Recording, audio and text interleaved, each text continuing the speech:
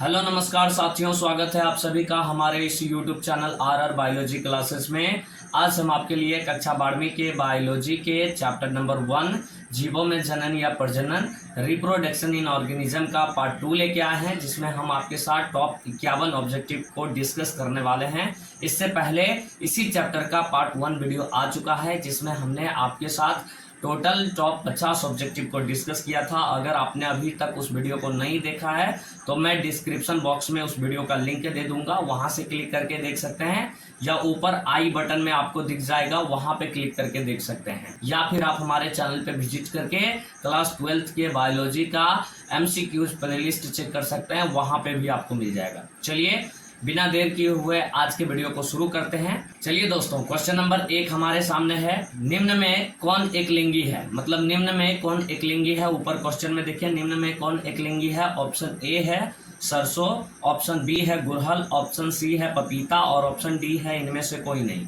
बताइए इसका right answer क्या होगा दोस्तों। इसका राइट आंसर पपीता होगा, क्योंकि एक लिंगी पूछ रहा है। अगर द्विलिंगी पूछता तो सरसों, गुड़हल और इसका आंसर होता, लेकिन यहाँ पे एक लिंगी पूछ रहा है, कह रहा है कौन द्विलिंगी नहीं है, तो उस केस में पपीता इसका राइट आंसर होगा, और यहाँ पे एक लिंगी में पपीता होगा। लेकिन अगर द्विलिंगी की बात करता तो सरसों और गुड़हल होता। चलिए क्वेश्चन नंबर 2 पे चलते हैं। क्वेश्चन नंबर 2 आपके सामने है, निम्न में से कौन पत्ती के अग्रभाग द्वारा जनन करता है। यानी कौन सी इसमें पौधा है जो पत्ती के अग्रभाग द्वारा जनन प्रजनन करता है। बार्किंग फर्न, यहाँ पे इसका आंसर दोस्तों आपको। चलिए दोस्तों क्वेश्चन नंबर 2 पे आते हैं। क्वेश्चन नंबर 2 है हमारा, निम्न में से कौन पत्ती के अग्रभाग द्वारा जनन करता है।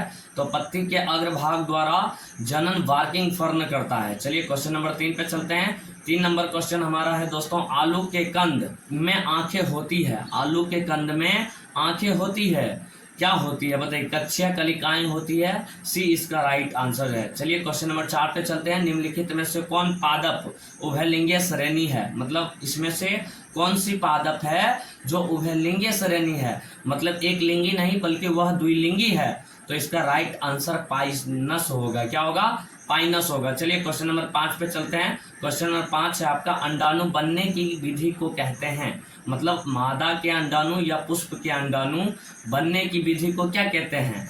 अंडाणु बनने की विधि को अंडजनन कहते हैं। क्या कहते हैं दोस्तों, अंडजनन कहते हैं। इसका राइट आंसर ए होगा, क्योंकि अंडाणु बनने की प्रक्रिया को अंडजनन कहते हैं। चलिए क्वेश्चन नंबर 6 पे चलते हैं। शुक्राणु बनने की क्रिया विधि को क्या कहते हैं। शुक्राणु बनने की क्रिया विधि को शुक्राणु जनन कहते हैं, मादा जनन कहते हैं, युग्मक जनन कहते हैं, या अंग जनन कहते हैं। बताइए इसका राइट आंसर क्या होगा, शुक्राणु जनन, यानी राइट आंसर ए होगा। चलिए क्वेश्चन नंबर 7 पे चलते हैं। अलैंगिक जनन में कितने जीव भाग लेते हैं। अलैंगिक जनन की ऐसी विधि है जिसके द्वारा अपने ही जैसे जीव का निर्माण किया जाता है। इसमें क्या एक जीव भाग लेता है, 2 जीव भाग लेता है, 3 जीव भाग लेता है, या एक भी जीव भाग नहीं लेता है। बताइए इसका राइट आंसर क्या होगा। अलैंगिक मतलब अकेला, जिसमें एक जीव भाग ले वह अलैंगिक जनन कहलाएगा। इसीलिए 7 का आंसर ए राइट आंसर होगा। चलिए क्वेश्चन नंबर 8 पे चलते हैं दोस्तों। पौधों में अलैंगिक जनन निम्न में से किस विधि द्वारा हो सकता है। मतलब पौधों में अलैंगिक जनन जो है वो किस विधि के द्वारा हो सकता है। क्या मुकुलन द्वारा हो सकता है, विखंडन द्वारा हो सकता है, विभाजन द्वारा हो सकता है, या सभी द्वारा हो सकता है। याद रखिएगा दोस्तों, विखंडन और विभाजन ये दोनों पौधे में नहीं होता है, बल्कि ये दोनों अमीबा में होता है, या कोई जीव में होता है जो अपने शरीर के हिस्से को तोड़कर उससे नए जीव का निर्माण करता है। लेकिन यहाँ पे राइट आंसर क्या होगा, ए आंसर होगा, यानी मुकुलन होगा। पौधों में अलैंगिक जनन किस विधि के द्वारा होता है, तो अलैंगिक जनन के द्वारा होता है, यानी मुकुलन के द्वारा। जैसे आपने हाइड्रा और ईस्ट के बारे में पढ़ा था। चलिए क्वेश्चन नंबर 9 पे चलते हैं। कायिक जनन निम्न में से किस प्रकार होता है। कायिक जनन निम्न में से किस प्रकार द्वारा होता है। पहला ऑप्शन है जड़, दूसरा है स्तंभ, तीसरा है पत्ती, चौथा है तीनों द्वारा। बताइए कायिक जनन किस द्वारा होता है। तीनों द्वारा होता है, जड़ द्वारा भी होता है, स्तंभ द्वारा भी होता है और पत्ती द्वारा भी होता है। चलिए क्वेश्चन नंबर 10 पे चलते हैं। 10 नंबर क्वेश्चन आपके सामने है, आलू में कायिक संचरण किसके द्वारा होता है। आलू में कायिक संचरण किसके द्वारा होता है, बताइए। ऑप्शन ए है पत्तियाएं, ऑप्शन बी है स्तंभ, ऑप्शन सी है जड़ और ऑप्शन डी है बीज। इसका राइट आंसर स्तंभ होगा। चलिए क्वेश्चन नंबर 11 पे चलते हैं। एक ही फल के भीतर प्राक कोषों के प्राक कणों का वर्तिकाग्र में पहुंचना क्या कहलाता है। मतलब कह रहा है एक फूल है जिसमें नर भाग भी है और मादा भाग भी मौजूद है, और उसी पौधे का प्राक कोषों का प्राक कण उसी पौधे के मादा भाग वर्तिकाग्र पे जाती है तो क्या कहलाएगा।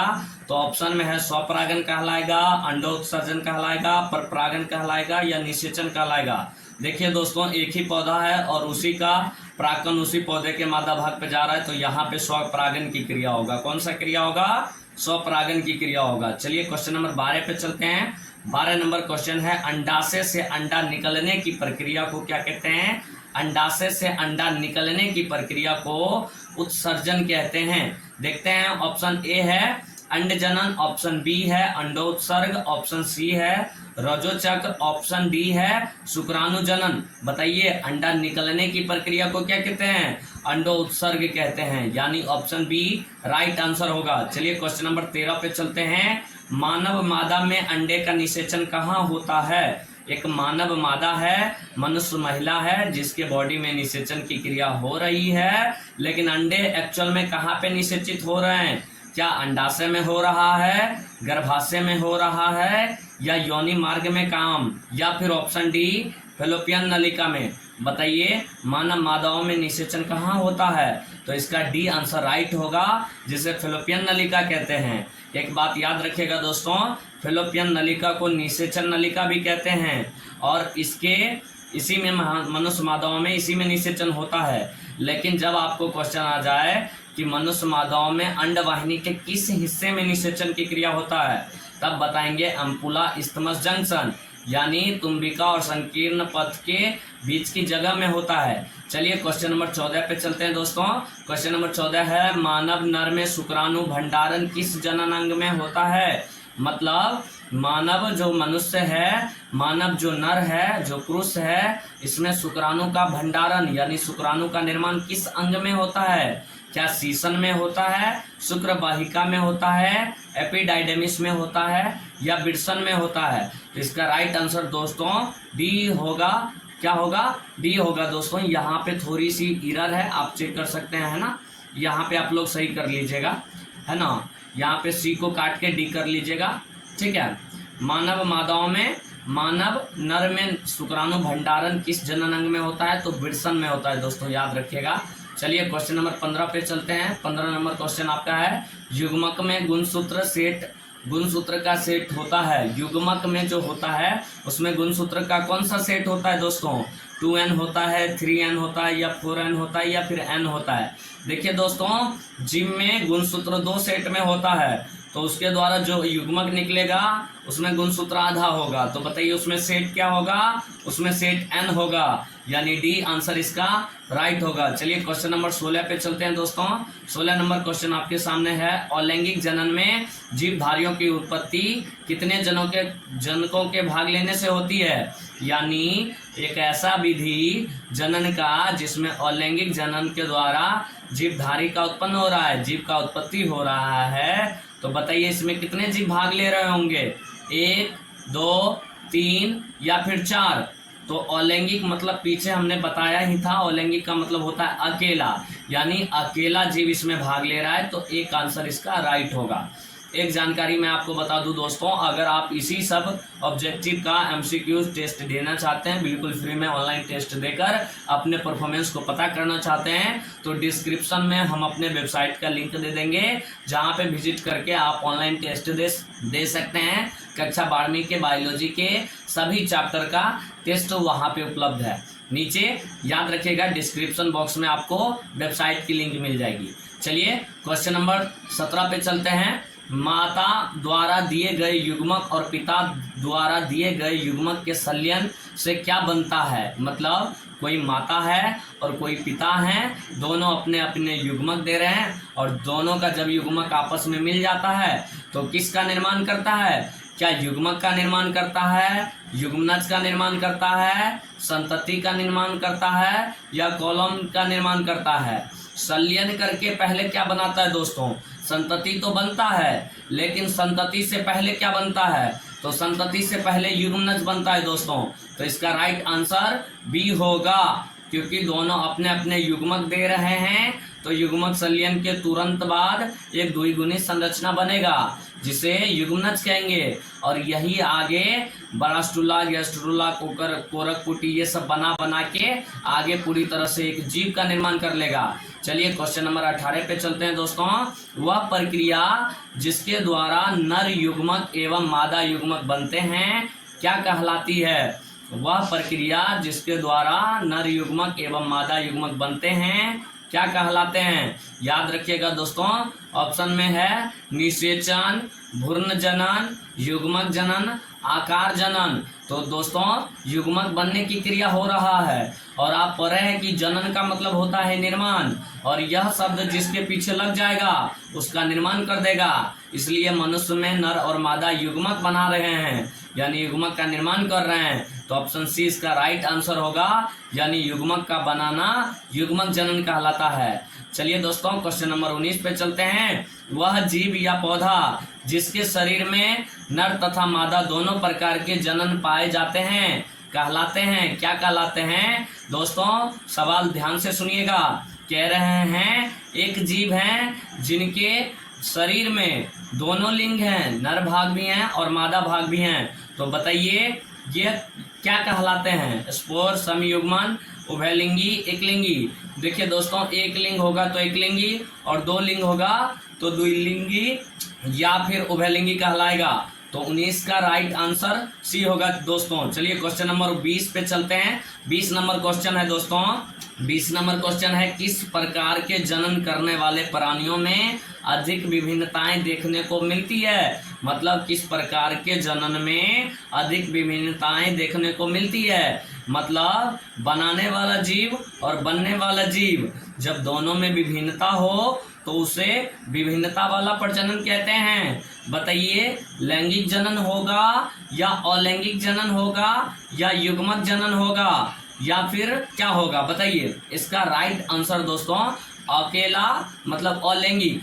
अलैंगिक अगर करेगा तो अपने जैसे जीव बनाएगा, लेकिन जब लैंगिक करेगा तो उसमें अपने से अलग गुण वाला जीव बनाएगा, या उसके दोनों जीव के बीच में विभिन्नता होगा। इसलिए 20 का राइट आंसर ए होगा, यानी लैंगिक जनन होगा। चलिए क्वेश्चन नंबर 21 पे चलते हैं दोस्तों। वह प्रक्रिया जिसके अंतर्गत जीव समजात शिशु को जन्म देकर अपनी प्रजाति को निरंतरता बनाए रखते हैं कहलाती है। मतलब कह रहा है जनन की वह कौन विधि है या कौन सी विधि है जिसके द्वारा जीव अपने प्रजाति को, अपने अस्तित्व को पृथ्वी पे कायम रख रहा है? क्या वो जनन है? क्या वो लैंगिक जनन है? क्या वो अलैंगिक जनन है? क्या वह युग्मक जनन है? बताइए दोस्तों इसका राइट आंसर क्या होगा? इसका राइट आंसर दोस्तों जनन होगा, क्योंकि जनन एक ऐसी विधि है जिसके द्वारा सभी जीव अपने पीढ़ियों को, अपने अस्तित्व को कायम रखते हैं। चलिए क्वेश्चन नंबर 22 पे आते हैं दोस्तों। जंतु जो शिशु को जन्म देते हैं कहलाते हैं। मतलब कह रहे हैं कि ऐसे जंतु, ऐसे जीव जो बच्चे को जन्म देते हैं या सजीव को जन्म देते हैं क्या कहलाते हैं? क्या अंडज कहलाते हैं, जरायुज कहलाते हैं, उभयचर कहलाते हैं, या इनमें से कोई नहीं कहलाते हैं? देखिए दोस्तों, जीव को जन्म दे रहा है, एक बच्चे को जन्म दे रहा है, तो वह सजीव प्रजक भी कहलाएगा, और यहाँ पे ऑप्शन बी जरायुज भी कहलाएगा। याद रखिएगा, अगर कोई जीव अंडा देगा अंडज कहलाएगा, लेकिन अगर बच्चे को जन्म देता है तो जरायुज या सजीव प्रजक कहलाएगा। चलिए दोस्तों 23 नंबर क्वेश्चन पे आते हैं। अंडे से लेकर वयस्क बनने की संपूर्ण प्रक्रिया को कहते हैं। मतलब एक अंडा जो बनता है, उस अंडे से पूरे जीव का निर्माण होना क्या कहलाता है या कौन सी प्रक्रिया कहते हैं? तो उस प्रक्रिया को गर्भाधान कहते हैं। क्या कहते हैं? गर्भाधान कहते हैं। चलिए क्वेश्चन नंबर 24 पे आते हैं। निम्नलिखित में से किसमें बिना निषेचन द्वारा प्रजनन की क्षमता होती है? तो बिना निषेचन के द्वारा प्रजनन की क्षमता किस जीव में होता है? मकरा में होता है, गाय में होता है, मधुमक्खी में होता है या केंचुआ में होता है? बताइए, क्या गाय बिना निषेचन किए अपने बच्चे या बछड़ा को जन्म दे सकता है? नहीं दे सकता है। क्या मकड़ी दे सकता है? मधुमक्खी दे सकता है? केंचुआ दे सकता है? नहीं दे सकता है। इसलिए इसका राइट आंसर मधुमक्खी होगा, क्योंकि मधुमक्खी में प्राकृतिक और निषेक जनन होता है। चलिए दोस्तों, क्वेश्चन नंबर 25 पे चलते हैं। 25 नंबर क्वेश्चन आपका है, प्याज के युग्मक में गुणसूत्र की संख्या क्या होती है? दोस्तों, प्याज के युग्मक में गुणसूत्र की संख्या 8 होती है कि 16 होती है या 24 होती है या 32 होती है? बताइए, प्याज के युग्मक में गुणसूत्र की संख्या, प्याज में जितना गुणसूत्र होगा उसका आधा कर देंगे, वह आधा गुणसूत्र जीव का युग्मक कहलाता है या युग्मक का गुणसूत्र कहलाता है। बताइए, इसका राइट आंसर क्या होगा? तो इसका राइट आंसर बी होगा, 16 होगा। क्या होगा? बी होगा। प्याज के युग्मक में गुणसूत्र की संख्या कितनी होती है? 16 होता है। और प्याज में गुणसूत्र की संख्या 32 होता है। कितना होता है? 32 होता है। चलिए क्वेश्चन नंबर 26 पे चलते हैं दोस्तों। किसी अनावर्त बीजी में भ्रूणपोष होते हैं। किसी अनावर्त बीजी पौधे में भ्रूणपोष क्या होते हैं? अगुणित होते हैं, द्विगुणित होते हैं, त्रिगुणित होते हैं या गुणित होते हैं? बताइए, भ्रूणपोष जो होते हैं दोस्तों वह त्रिगुणित होते हैं। क्या होते हैं? त्रिगुणित होते हैं। चलिए दोस्तों, क्वेश्चन नंबर 27 पे चलते हैं। किसी पुष्प के अंडाशय होते हैं, मतलब किसी भी पुष्प है तो उस पुष्प का अंडाशय क्या होता है? अगुणित होता है, द्विगुणित होता है, त्रिगुणित होता है या इनमें से सभी होता है? देखिए दोस्तों, किसी भी जीव का जो शरीर है वह द्विगुणित होता है और अंडाशय किसी भी जीव के शरीर में होगा, इसलिए अंडाशय क्या होगा? द्विगुणित होगा। लेकिन अंडाशय के द्वारा बनने वाला अंडा दोस्तों क्या होगा? वह अगुणित होगा। चलिए दोस्तों, क्वेश्चन नंबर 28 पे चलते हैं। क्वेश्चन नंबर 28 आपके सामने में है, पौधे में अर्धसूत्री विभाजन किसमें होता है? यानी पौधे में अर्धसूत्री विभाजन किसमें होता है? मूल छोर में होता है, परागकण में होता है, तने के छोर में होता है या परागकोश में होता है? परागकोश में होता है। देखिए दोस्तों, यहाँ पे परागकण खुद एक अगुणित संरचना है, तो यहाँ पे अर्धसूत्री विभाजन किसमें हो रहा है? तो परागकोश में हो रहा है अर्धसूत्री विभाजन। चलिए दोस्तों, क्वेश्चन नंबर 29 पे आते हैं। द्विनिषेचन किसमें पाया जाता है? तो द्विनिषेचन दोस्तों अनावर्त बीजी में पाया जाता है या आवर्त बीजी में पाया जाता है या टेरिडोफाइटा में पाया जाता है या बायोफाइटा में पाया जाता है? बताइए, इसका राइट आंसर क्या होगा? द्विनिषेचन जो होता है दोस्तों यह अनावर्त बीजी में या आवर्त बीजी में या किसमें पाया जाता है? आवर्त बीजी में द्विनिषेचन पाया जाता है दोस्तों। अनावर्त बीजी दूसरा पौधा होता है जिसमें फूल नहीं लगता है, फल फूल नहीं खिलता है, लेकिन आवर्त बीजी जो होता है उसमें फल फूल लगता है, इसलिए आवर्त बीजी में द्विनिषेचन पाया जाता है। चलिए दोस्तों, क्वेश्चन नंबर 30 पे आते हैं। घरेलू मक्खी के मियोसाइट में गुणसूत्र की संख्या क्या होती है? घरेलू मक्खी के मियोसाइट में गुणसूत्र की संख्या क्या होती है? 8 होती है, 12 होती है, 34 होती है या 21 होती है? क्या होती है दोस्तों? बताइए, 12 गुणसूत्र होती है। कितना गुणसूत्र होती है? 12 होती है। चलिए दोस्तों, क्वेश्चन नंबर 31 पे आते हैं। निम्नलिखित में से किस प्राणी में ओविविपेरस होता है? मतलब कौन ऐसे जीव हैं जो गर्भ में अंडे देते हैं लेकिन बाहर बच्चे को जन्म देते हैं? उसे ओविविपेरस कहते हैं दोस्तों। क्या कहते हैं? ओविविपेरस कहते हैं। बताइए, मुर्गी है, भेड़ होगा या रेप्टाइल सर्प होगा या कुत्ता होगा? इसका राइट आंसर दोस्तों रेप्टाइल सर्प होगा, क्योंकि यह अपने गर्भ के अंदर में अंडा देते हैं और बाहर में बच्चे को जन्म देते हैं, इसीलिए यह ओविपेरस जीव कहलाते हैं। मुर्गी सीधे अंडे देते हैं शरीर से बाहर, इसलिए वो ओविपेरस कहलाएंगे, और भेड़ सीधा बच्चे को जन्म देते हैं, कुत्ता सीधे बच्चे को जन्म देते हैं, तो ये दोनों ओविपेरस कहलाएंगे। चलिए दोस्तों, क्वेश्चन नंबर 32 पे आते हैं। 32 नंबर क्वेश्चन हमारा है, यदि नर अकारकी में मादा से भिन्न हो तो इसे क्या कहते हैं? मतलब नर और मादा अगर देखने में दोनों भिन्न है तो वह क्या कारण हो सकता है या वह क्या कहलाता है? तो वह होगा दोस्तों हेट्रोगोमी, होमोगोमी, लैंगिक द्विरूपता या एकिडीना। बताइए इसमें से राइट आंसर क्या होगा? तो इसमें से राइट आंसर दोस्तों सी होगा, यानी लैंगिक द्विरूपता होगा। और लैंगिक द्विरूपता के कारण ही नर मादा में विभिन्नताएं होती है। जैसे लैंगिक द्विरूपता क्या होता है? नर में दाढ़ी मूंछ का आना और मादाओं में दाढ़ी मूंछ का नहीं आना, ये सारे क्या है? लैंगिक द्विरूपता है। चलिए दोस्तों क्वेश्चन नंबर 33 पे आते हैं। 33 नंबर क्वेश्चन है, प्राणियों में यौवना आरंभ के बाद क्या आता है? मतलब जो जीव हैं, जो जंतु हैं, उसमें यौवना आरंभ के बाद क्या आता है? कायिक अवस्था आता है, प्रजनन अवस्था आता है, प्रौढ़ अवस्था आता है या वृद्धावस्था आता है? तो उसमें दोस्तों प्रजनन अवस्था आता है। कौन सा अवस्था आता है?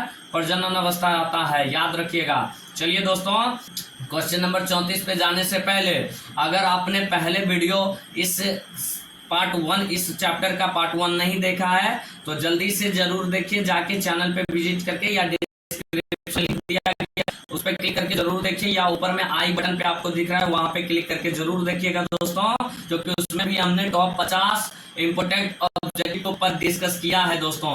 तो आप जरूर उसको देखिएगा, बहुत ही मजेदार वो भी वीडियो है। और अगर आपको एक जानकारी और भी देनी है, अगर आप अपने तैयारी का प्रैक्टिस करना चाहते हैं, अपने तैयारी का परफॉर्मेंस पता करना चाहते हैं, तो बिल्कुल फ्री ऑफ कॉस्ट आप हमारे साइट पे विजिट करके ऑनलाइन टेस्ट दे सकते हैं और आप अपने परफॉर्मेंस को पता कर सकते हैं। ऑनलाइन टेस्ट बिल्कुल फ्री में देने के लिए दोस्तों डिस्क्रिप्शन बॉक्स में मेरे वेबसाइट का लिंक दिया गया है, जहां से आप क्लिक करके बिल्कुल फ्री में ऑनलाइन टेस्ट दे सकते हैं। चलिए दोस्तों क्वेश्चन नंबर 34 पे आते हैं। 34 नंबर क्वेश्चन दोस्तों है, तोता का सबसे अधिक उम्र क्या होता है? तोता का सबसे अधिक उम्र क्या होता है? 90 वर्ष होता है, 25 वर्ष होता है, 500 वर्ष होता है या 140 वर्ष होता है? बताइए तोता का सबसे अधिक वर्ष क्या होता है? 140 वर्ष उम्र होता है, यानी डी आंसर इसका दोस्तों राइट आंसर होगा। चलिए दोस्तों क्वेश्चन नंबर 35 पे आते हैं। निम्नलिखित में से कौन सा पौधा द्विलिंगी है? निम्नलिखित में से कौन सा पौधा द्विलिंगी है? पपीता, खजूर, नारियल, इनमें से कोई दो। तो बताइए इसमें से कौन द्विलिंगी है? एक लिंगी कहता पपीता होता, द्विलिंगी कहता तो यहाँ पे नारियल होता। द्विलिंगी कह रहा है इसलिए यहाँ पे राइट आंसर नारियल होगा, क्योंकि नारियल ऐसा पादप है, ऐसा पौधा है जिसमें दोनों लिंग पाया जाता है और इसे द्विलिंगी या उभयलिंगी कहा जाता है दोस्तों। चलिए दोस्तों अब क्वेश्चन नंबर 36 पे आते हैं। 36 नंबर क्वेश्चन आपका है दोस्तों, कौन सा द्विलिंगी जानवर है? मतलब इसमें से देखिए और पता करिए कौन सा जानवर जो है द्विलिंगी है। ऑप्शन ए जो है दोस्तों ये इसका राइट आंसर है। केंचुआ, हाइड्रा और जोंक जो है ये तीनों के तीनों द्विलिंगी जीव हैं, यह द्विलिंगी जानवर हैं। चलिए दोस्तों क्वेश्चन नंबर 37 पे चलते हैं। 37 नंबर क्वेश्चन है, अगुणित गुणसूत्र।